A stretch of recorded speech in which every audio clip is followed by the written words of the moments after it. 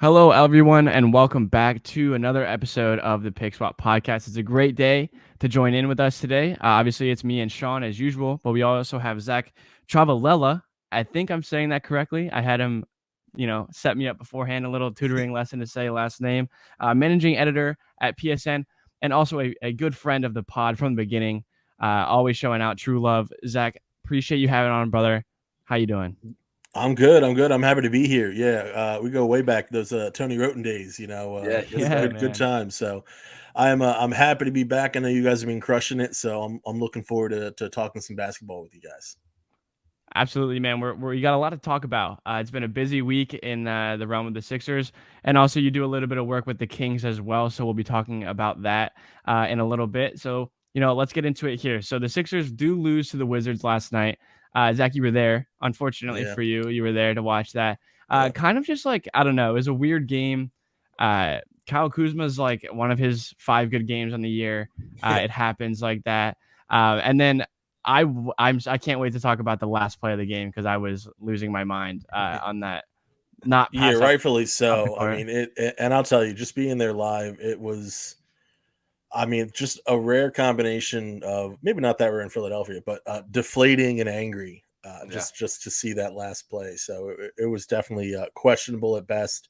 Don't really know who to put that on because there's a lot of suspects. Everyone threw it on Tobias at first, but you never really know what the play was drawn up as in his defense. So just a frustrating game overall. Yeah. Yeah, I think it was a little bit of a un-Sixers like win in a way, in the fact that like it wasn't like they were up and blew it. It was kind of like a scrappy throughout, kind of held control, and then it just didn't come together at the end. And I mean, those games are going to happen throughout the course of a season. It wasn't one that I would say I'm as down as most people, I feel like, but certainly never want to lose a game like that. And just absolute madness to end that game. The whole last couple sequences were just so much things happening so quickly. So Yeah. frustrating we couldn't come out on top, but overall, not awful on my end. Yeah, it was. I don't know, man. It's just one of those ones that's just kind of frustrating, especially after such a great win Yeah. against the Grizzlies the other night. That's a tough one to swallow. I mean, when you look at these stats, Spencer Dinwiddie a triple double. When was the last? I would like to know when the last time Spencer Dinwiddie notched a triple double was. I don't know if he ever has. Kyle Kuzma 24 points, Montrezl Harrell 14. Kind of just like an annoying game. And Sean, you tweeted about it last night. The Wizards are like one of those low key get under your skin teams. Very much. And not even Bradley Beal, because Bradley Beal pisses me off too sometimes. But then when you look at the Sixers, 27 and 14 from Embiid, 6 assists. Tyrese Maxey, second leading scorer with 22, and then Tobias Harris. So aside from Embiid, obviously we've talked at length about Embiid continuously, back-to-back Player of the Month awards. What about Tyrese Maxey here? Because this will be the start of the dialogue for the day. So Zach, how you been feeling about Tyrese Maxey and his production over the last month or so? Dude, let me tell you about Tyrese Maxey, right? First of all, I gotta rep my boy Maxey, right? Yeah. He's been absolutely killing it, right? It's so rare that there's this kind of excitement about a young player in Philadelphia. We had this with Joel Embiid. We've had the flavor of the month that doesn't last, like a Landry Shamet in the past and people like that. But this, proven, consistent excitement is just so exciting to have. Even with Simmons, we didn't really have it because there were still so many negatives about his game that people wanted to call to the fact that he wasn't shooting, everything like that. But Maxey, he's on the up and up. I think he's proven again and again that he has legitimate. He's got fringe top 30 player potential. I mean, that's just what he's shown. It's if the jump shot can keep falling at. It's not going to fall at the percent it is now, but if he can keep it around 40, increase the volume, and if he just stays hungry, that's the thing. The only thing my buddy last night at the game was asking me, what can Tyrese Maxey work on? And the first thing that came to my mind is just keep on getting more aggressive. That's it. Yeah. And it's the same thing Joel Embiid's telling him. I mean, it's just he's had an amazing season so far. He looks like he's on a path for an amazing career. He just has to be aggressive, and he's going to have it. And it's just amazing to be along for the ride.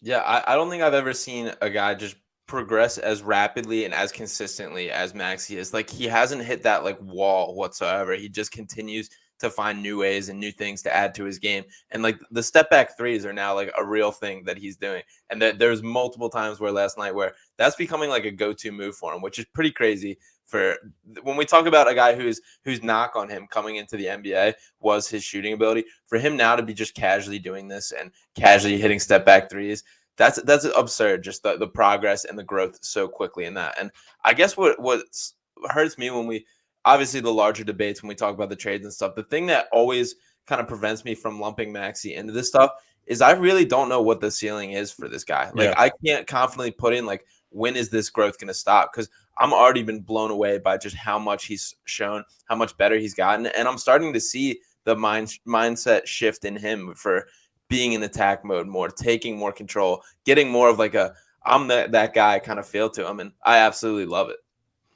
Yeah, I think that is really the only question left is where does this take him? Sean and I have talked extensively about the fact that we just trust it. Like we really just trust the work. We trust him as, a guy that's constantly in the gym, is, being locked out of the gym after playing a lot of minutes the night before. A doc saying, no, you're not allowed back in the gym for another 8 hours. Like go home and rest. That's the type of kid he is. And everything you hear about him, literally from like I've gone back and tried to find anything, and all it is, he's the most positive guy all the time. He works his ass off all the time, and we're seeing it in a year and a half of NBA basketball. I listened to his podcast that he went on with George Niang, which is a funny podcast that they do. But it was like he was talking about how there was times where he played like five games in a row at one point last year. He didn't play at all, and his role was to just cheer on the team. And he was like, I did my best at that. I was doing as good as I can from the bench.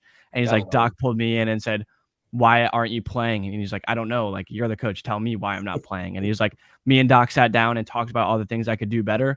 And by the end of that season, I was playing 20 minutes a game. And he's like, that's the type of kid he is, it seems. And by all accounts, he's just a workhorse, and everything that he does, he's doing it, his best. And he's got a great family structure around him. I do just honestly trust him as a player and his development. Unlike, unfortunately, the things that we've seen between Fultz and obviously Simmons, not to compare them because it's hard to compare, but a little bit less expectation for him coming in the league. Now the question becomes, because there's a lot of speculation about this with Harden rumors, Bradley Beal rumors with the Kings, and just big deals all around the NBA. Is Tyrese Maxey untouchable in a trade this season at the deadline or in the offseason? Is he untouchable? I mean, untouchable is a funny word in the NBA. It gets thrown around way too often. When you think about players who are truly untouchable, I mean, you can't even say Luka Doncic is untouchable, because the second he demands a trade, well, there you go. He's out of Dallas. So, when you think about as close to as untouchable as a player can be, I think you're really close there with Tyrese Maxey. I mean, if you're going to have a deal that involves Tyrese Maxey, I mean, you're probably talking about things that aren't even going to happen, like a Ja Morant deal, for instance. You need a young fringe superstar basically in order to make that happen. Some might say a Jaylen Brown type deal. I'm not even too sure about that, because likely you're having Ben Simmons in that deal also. So that combination of Simmons and Maxey, the Sixers value that extremely high. I don't know. I'm sure you guys actually did hear about that conversation that John Calipari and Doc Rivers had. Talked about it on 94.1 WIP, but essentially what it comes down to is that John was talking to Doc, and he said, well, you guys aren't really going to trade this guy, are you? And Doc emphatically said it's not going to happen. And the context was specifically as a part of a Ben Simmons trade, I should also say. But the point is that Tyrese Maxey is not some throw-in. He's not some extra player. He's not a pot sweetener, If Tyrese Maxey's ever dealt, he's leading the package Philadelphia is sending out. And even in that case, I don't see it happening. Yeah, no, he's a legitimate guy in this league for sure. That I will say something that's frustrating to me. I mean, so two parts to this. A, with the Ben Simmons holding out and with everything of that, we've gotten to see exactly what this guy is. We've gotten to see prime time. Here's as many minutes as you can handle. Go play 45 minutes this night. Go play 40 minutes this night, which has been absolutely awesome to just see this guy be Tyrese Maxey. And he brings such like a joy playing basketball that is just so fun to watch. And it's also frustrating to me. When you sit back and think about it, I really could see Ben Simmons and Tyrese Maxey's games being so complimentary of each other, which is so frustrating considering where we're at. And now, granted, the Tyrese Maxey that we see right now isn't the Tyrese Maxey that we saw last year, which is a testament to Maxey for putting the work in, for improving. But it is kind of like crazy when you sit back and think like maybe the missing piece was just a year away, or maybe there's something like that. Yeah. And I don't want to get too caught up in that. But I in my mind, like where I sit is I think Maxey, like we've talked so much about the potential ceiling of Ben Simmons and like that's always been like the lure to him. And if he can find the aggressiveness, find the way to put it all together, I feel a similar way about Maxey, and I think I feel more confident in him reaching his ceiling. And I think they're in a similar stratosphere. So when we talk about pairing them in a trade, to me, that has become far off the table because like now you're talking about like two guys with the lore of a potential thing. And Simmons obviously has the other behind the scenes stuff that comes with it, but I'm far away from trying to include this guy in a package. I mean, legitimately, you're talking about a Luka Doncic package with those two in it. That is the type of offer where you're going to include both Simmons and Maxey. And real quick, just to your point about how Simmons and Maxey could work together, I think you're exactly spot on. You know, you look at Maxey's shooting percentages, especially from the corners, where obviously Simmons helps his teammates thrive shooting threes from the corners. I think absolutely you're 100% right that Maxey, he wouldn't be the same Maxey necessarily, but you'd still be looking at some great numbers from him this year and a great team if Simmons were playing. Yeah. It hurts. It does. And it does. And to think about it that way, it hurts even more. And this is like, it was kind of something you realized early on with Maxey. And being that he is kind of more naturally a 2, and Simmons is, you know, whatever he is. And, you know, he tells people a 1 anyway. Yeah, it doesn't.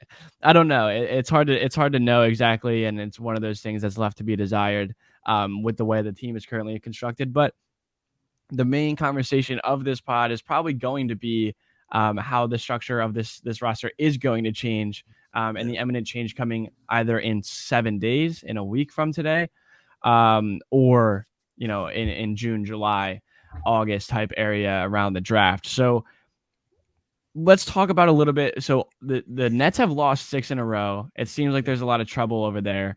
Harden doesn't like the fact that Kyrie is part-time. Kyrie said that the Kings were playing playoff level defense on them, which is funny considering the Kings have the longest playoff drought in the league. Well, the Sacramento Kings, if they're known for one thing, it's their playoff level defense. yeah, exactly. And they're not playing well, and they're not as good. And KD's hurt. Obviously, he's going to be out for another, I don't know, 4 weeks or so, 6 weeks. I think it is with that MCL sprain. So Harden's, you know, there's a lot of rumors there. There's a lot of connections between Harden and Philadelphia. And then also now the Wizards and Bradley Beal have also become kind of the talk of the town after a report yesterday from David Aldridge. Not that Bradley Beal is, you know, necessarily wanting out, but, you know, early on in the season, he said, I'm not sure if I'm going to sign this extension.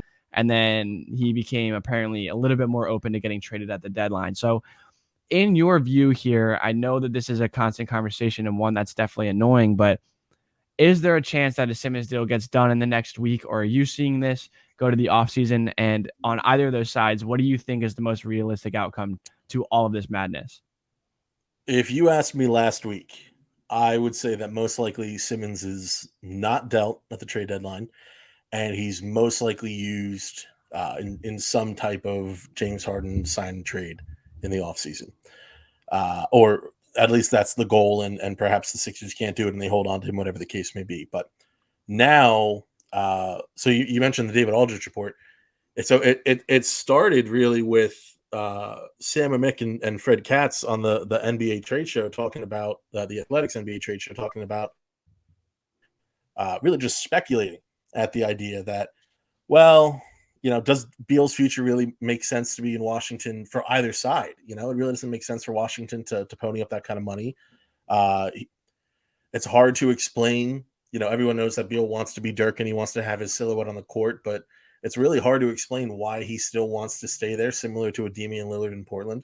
You know, thereafter you have Jake Fisher coming out with his report saying, no, Beal's happy. He's totally fine there. And then, of course, the David Aldridge report talking about how he wouldn't, it's really somewhere happy medium, you know, where he wouldn't be against a trade, but he's not seeking one out at the same time. So as usual, the truth lies somewhere in the middle. So I think it is with the David Aldridge report. And because of that, I think there is a moderate chance that Ben Simmons is dealt for Bradley Beal at the trade deadline. This is the first real hope that I've had that Simmons will be dealt at the deadline. And I can't tell you how long. I mean, really, since the Hawks trade talks went down, The Kings talks kind of broke down. Obviously, they're still talking, contrary to reports, but this is the first deal that I've looked at and thought this actually has a chance to happen. And for Philadelphia's sake, I hope it does. Yeah, yeah. I mean, when we talk about like the lack of progress on a deal, I've said this for a while now, but it's not like Maury's missing on guys. There simply aren't the guys that he's targeting that are becoming available. But now, if we're starting to bring up the Bradley Beals, the James Hardens, that's what's going to start to get Maury to, all right, now it's time to get a package together, and that will get his wheels going. And it just feels like especially in the past, like I would say 2 days or so, there's just been some. It feels like things are picking up behind the scenes. It feels like there's some progress. And like, I mean, it hasn't made sense to me for a while, the relationship between Bradley Beal and Washington. I don't understand why either side are so attached to each other. And for the sake of the Wizards franchise, like, I don't think Beal is coming back regardless at this offseason. So you might as well trade him now. You might as well get something for him and build your franchise up. And maybe I'm wrong on that. Maybe they have more optimism. I'm sure they do than I do. But like, I think that's the first like name that I think there's legitimately like there's something there that could be built, and the same with Harden, but I think that's an offseason only kind of deal, even though there are some reports sprinkling out about movement now. But I mean, I guess the main point here is just that like that there's things happening and that there's like starting to be some screws creaking loose, and if that happens and the opportunity for that arises, that's when I'm back in the locked in mind of like, this is why we have Daryl Morey at the ship. Let's make it happen. Yeah, I read that David Aldridge report yesterday, and I'm confused by Washington. Like, and I mean, there's sort of perpetual confusion with them and that franchise, but like they're talking about it, and the owner. So the report is that the owner just doesn't want to go through a rebuild. Like, literally, the quote is I don't think he wants to go through the pain of a rebuild, and it's like, okay, man, but you'd rather be the 8th through 10th seed like constantly. And sit in that purgatory of a play-in level team forever, even with Bradley Beal playing at his highest level. It doesn't make sense to me. And for the record, both Bradley Beal and James Harden, neither one of them are playing well this year. Both very poorly by their standards. Yeah. Yeah. Yeah. Yeah. I mean, James Harden is still, you look at his stats, maybe not the shooting splits, but you look at his numbers and they're still impressive. Bradley Beal still over 20. I think he has like 26-6, if not 25-6. So like it's good, but you're right, it's not nearly as good as what you're used to. So that superstar price that goes down. I mean, the same case with Ben Simmons. Ben Simmons' price has come down, obviously, because he's not putting up his perennial defensive player of the year candidate numbers. He's not putting up his all-star numbers because he's not playing. James Harden and Bradley Beal are playing, and they're not playing to their best potential. And especially in Harden's case, there's even questions now about, are they starting to get cooked? Is this now when you start to? And I don't personally believe that, especially in Harden's case, but those questions are starting to come out, and that does affect the trade value. Yeah, and yeah, not saying that I'm scared off trading them by any means, but I will call a spade in terms of like James Harden last night against the Kings, 4 points, 2 of 11 shooting, 0 for 5 from 3.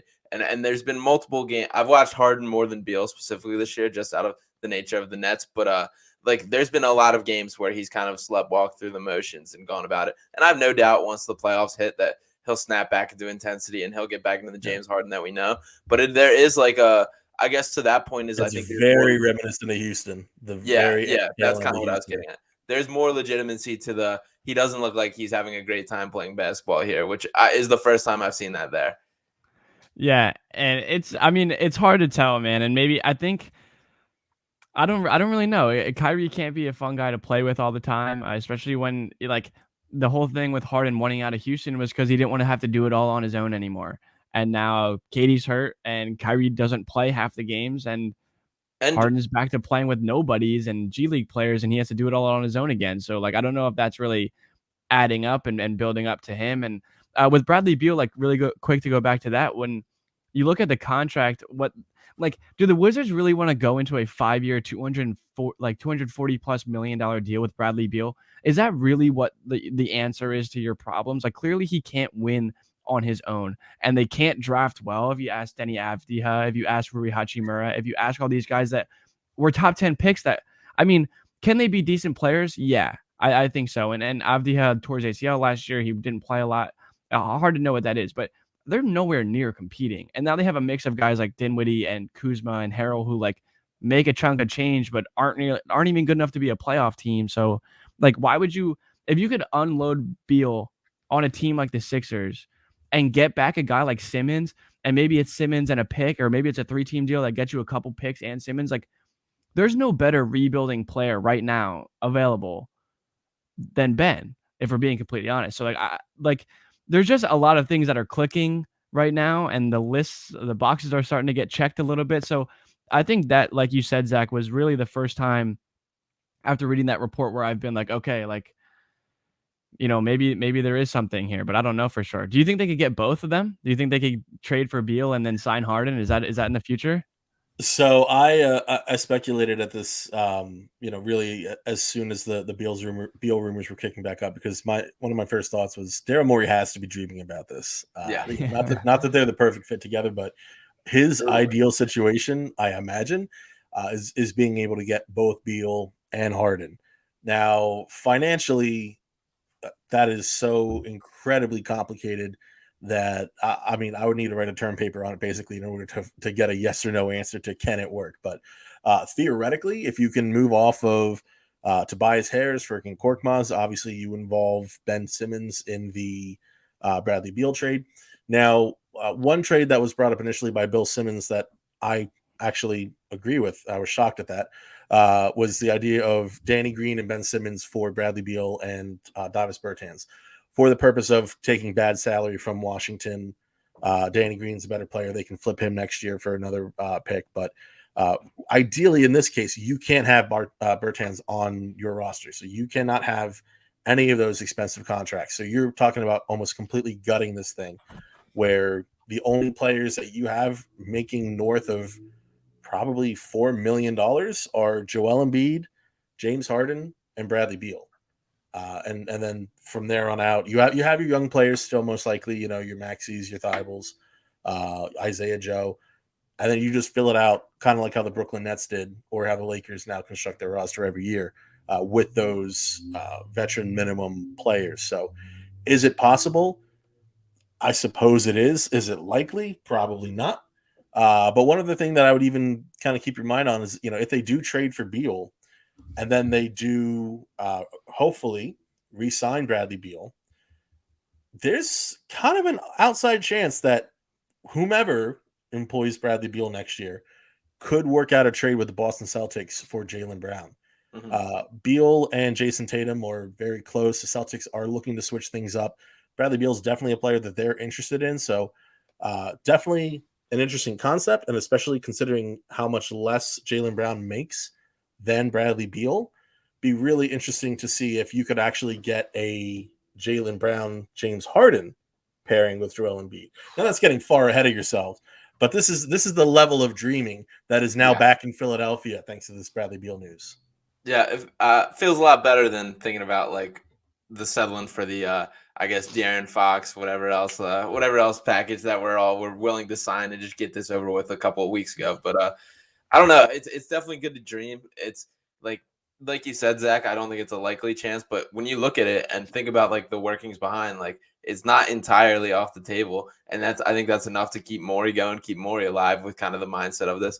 It's so difficult, just as far as like the way Embiid's playing makes it such a difficult conversation in my mind. And I think I've been pretty patient throughout of giving it weight, but I just didn't expect this guy to get to this level of play. Like I didn't expect Embiid to increase his level of play by such a wide margin coming off the greatness that we saw last year. And that is what keeps me frustrated and keeps me like this deadline making it especially important. Like if there's a chance at one of these guys, you jump at it rather than holding concern later down the line in my mind, which I think Maury's on board with that too. But it's tough. I mean, I would love to see this happen. These are all like you name any of these guys. Like if you list off any of Bradley Beal, James Harden, Jaylen Brown, Jason Tatum, any of this conversation of player, and the Sixers, I would argue, are the championship favorites if that's mixed in.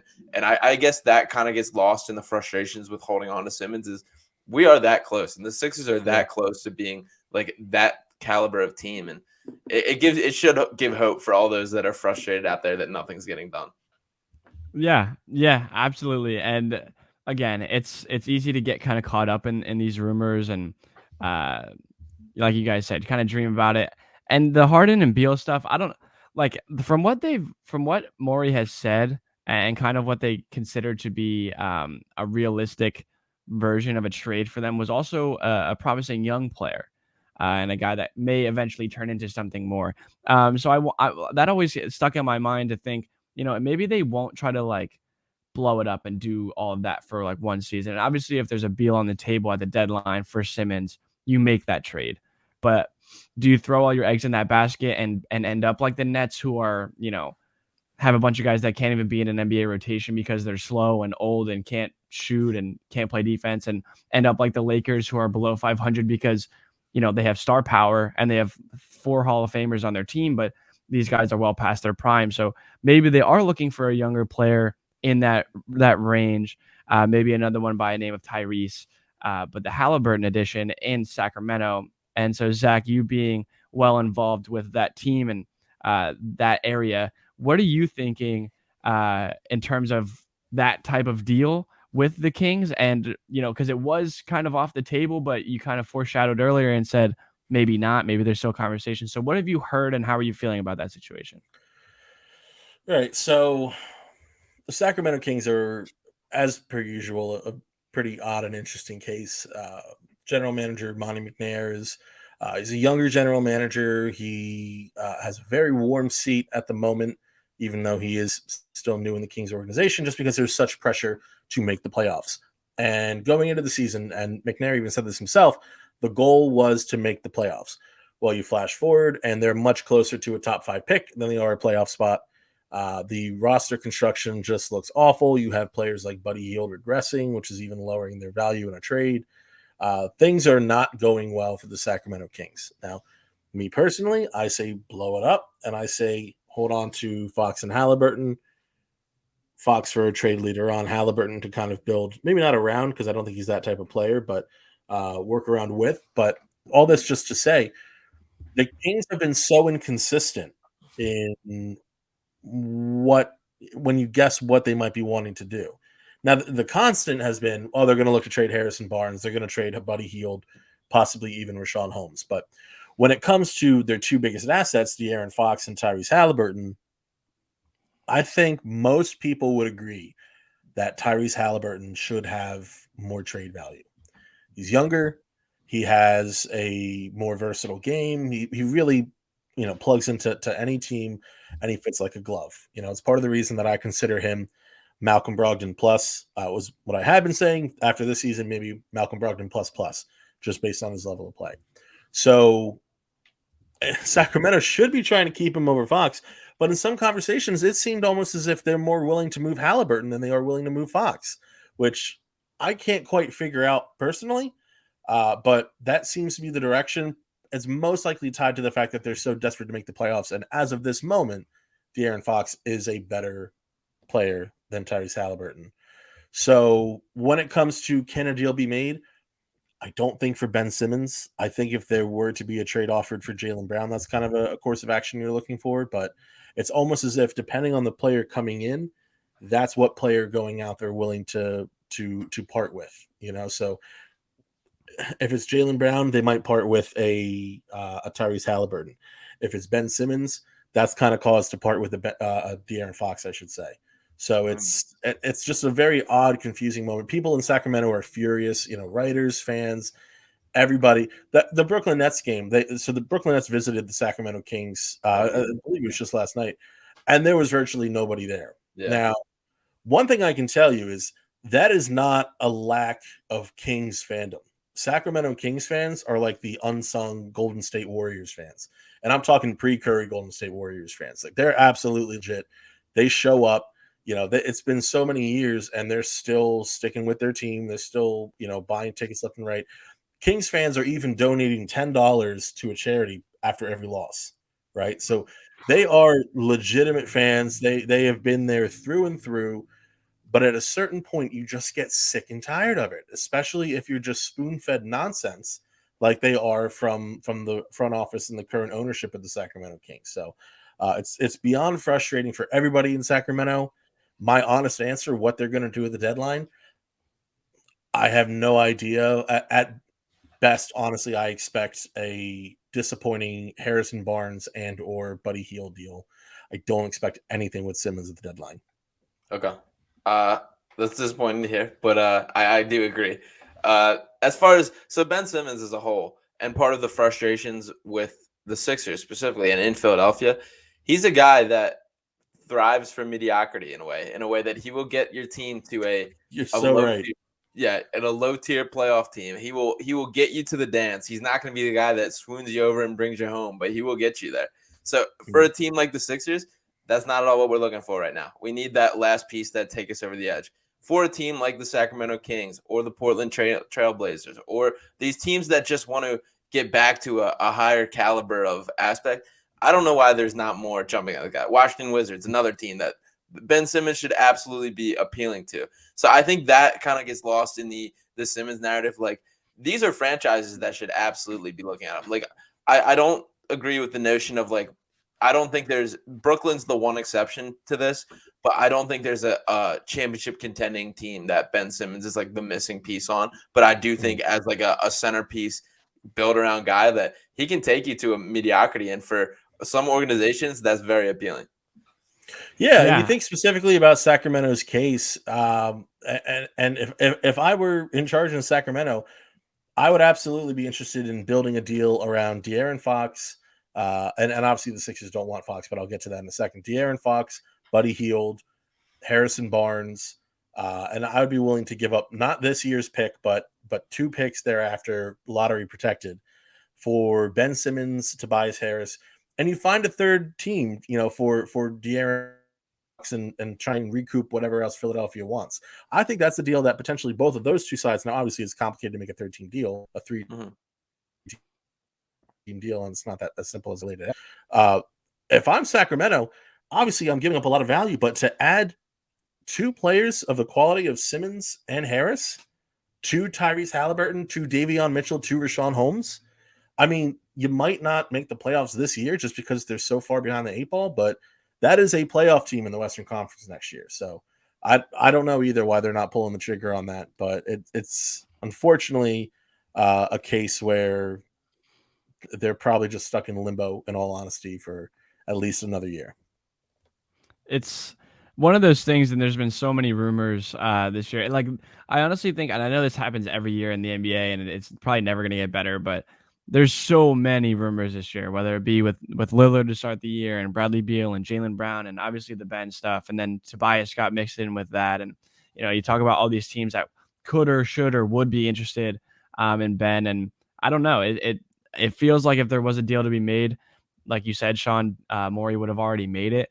And with the Kings, it's like, Ben would probably be one of their top 10 player in franchise history. Ever, yeah. immediately. And if he, he's still young. If he played like we predicted he could play in the future, he might become, the savior of a franchise. And that would be a hell of a thing for him and the franchise. So I don't know. It's going to be interesting to see how it goes. There's just one more thing I do want to talk about before we let you go. And it is the Shaq and Ben Simmons stuff that came out today. And Shaq saying that Ben went to his direct messages on Instagram. It actually seems like Ben actually reactivated his Instagram just to DM Shaq and saying, he didn't disclose exactly what he said, but he said he was upset about the comments that were made from Shaq on TNT. So just tell me how you're feeling about that whole situation. I mean, if there's anything that surmises how ludicrous Ben Simmons is as an individual and how maybe, well, he is unprofessional, but that's not the word I'm looking for in this case, but really just how, I mean, Sean mentioned it earlier, he almost kind of thrives for mediocrity in a sense. I mean, yeah. Shaquille O'Neal has been 1,000% correct in every single thing that he said. And the only critique that anyone can really have about what Shaq said is, well, you didn't do it. But at the same time, Shaq's even said it himself. He's like, well, I know this now because I didn't do it. He had people who, and when I say didn't do it, that's speaking of, he obviously struggled with free throws, and that's something he never quite figured out. But the one thing that he never did, which is exactly what he said after Ben Simmons DM'd him, is, I may not have figured it out, but I also never took the ball and went home. You know, I kept coming back. He was playing with Kobe Bryant and the Lakers, right? That's a high pressure situation. Okay, Yeah. I get that Philly's tough and everything like that. That's Kobe Bryant and the Lakers, and you know he and Kobe did effectively ruin their chances at more championships in the end. But at the same time, Shaq never stopped being a competitor. Shaq never said, "Well, I'm just going to sit home." You know, did he ask for a trade request? Sure, but he competed from start to finish in his entire career. You know, and even well past his prime, trying to win more titles because that's what matters to him. Clearly, that is not the case for Ben Simmons. And to DM Shaq complaining about his initial comments after the fact, I mean, listen, I think it was a great thing that Simmons did to reach out to Shaq, but the way that he did it, the fact that he still didn't realize that he's in the wrong in this situation, and just the fact that he's still showing this sense of entitlement is ludicrous. I mean, this is something that's been fed to him for years and years. And it's not entirely his fault because you can get into the whole nature versus nurture thing or whatever, but he's the one at the end of the day who's still making these entitled decisions. And you have to wonder if at any point he's going to wake up and realize that he's, you know, just been absolutely insane for this entire time. Yeah. First of all, who would have thought that Kendrick Perkins and Shaquille O'Neal are the two voices of Philadelphia on as far as the national media right now, and the anti-Ben Simmons? So crazy there. And also the Woj podcast. I did you guys see that where he's talking about? Oh my gosh! if he says if Joel Embiid, Doc Rivers, and Tobias Harris go and welcome him back, and given how bad Philly wants to win, he would receive a standing ovation his first game back in the Wells Fargo. It's like. The ship on that has so far gone. Like, let me tell you this: I was walking out of the Sixers game last night, and this is post loss or whatever. But there were actually two guys, you know, walking out, you know, along me and my buddy, and they were just talking to each other, talking about what it would take for Ben Simmons to be cheered if he were to come back, and it was public apology, and to the fans, to the organization, to Joel Embiid. It was scoring. Not 15, not 20, 30 plus points in a triple double. And after the game, they would applaud. That is the criteria to just two random Philly guys on what it would take for Ben Simmons to be welcome back. He cannot just come, first of all, demand an apology from everybody. And then at the opening, you know, when they're calling out the starters, people aren't going to cheer for him. He's going to get booed. That's just it. There is no repairing the situation. Okay, we all know about the close relationship that Woj and Clutch have exhibited in the past. This is just speak. This is not anything that is. This is probably what's thought of in Simmons' camp, and they're probably, you know, trying to coerce Philadelphia into saying, "Try this, and maybe we'll come back." But I don't believe that they'll come back in that case, and I know sure as hell that Philadelphia is not doing that. Not at this point. Yeah, I mean, Simmons himself and his entire camp has lost such a grasp with reality with just this entire situation and just the way the world works as a whole, I feel like. But I just don't think there's coming back from this. And I genuinely believe, I think the chances that he never plays basketball again is not zero. Like, I just don't think that it's over. Yeah, I mean, not that it's relatively high, but it's not zero. Yeah. Never zero. I mean, I don't even know what to say anymore. I had a little bit of a breakdown last episode. Sean, James hit his breaking point. As I think I did. Token Ben Simmons defender, he hit his breaking point. I think I really did. It hurt. Dude, it's been a rough ride for a man like me, trying my best for so long. And I think at one point, I think the worst part is, I think, honest to God, up to like a month ago, if Ben just showed up one day, walked into the arena, I think it would have taken 2 games, less than 2 games. Yeah. If he walked in and played regularly, hell, if he shot a 3 on his first possession, I think he would get cheers from the Wells Fargo Center crowd. I mean, after this past week specifically, I think the damage is done. I mean, I think for a lot of people, the damage was done to begin with, but I think at one point this season, if he walked in, fans would have been like, oh shit, like, okay, like we're going to go win a championship. And that would have been great. But it seems like that ship has sailed. But that's going to be a little bit of a wrap up time for us now. Zach, you want to shout out, you know, your written work and everything and where to follow you on social media quick?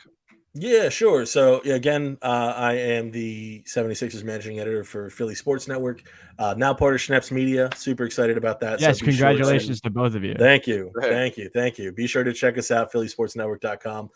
You can follow me on Twitter at Zach Ciavolella NBA. And, if you're interested in reading up on Sacramento Kings, check out Royal Pain for some depressing but accurate Kings coverage. Yeah, yeah, definitely check him out. You can follow Sean at Sean_Bernard1. I believe I'm always saying that, but I'm pretty sure that's right. I can't see it right now, so I don't know. Follow me at JSPraying17. Follow the pod. You know where to. Check us out on iTunes and Spotify, wherever else.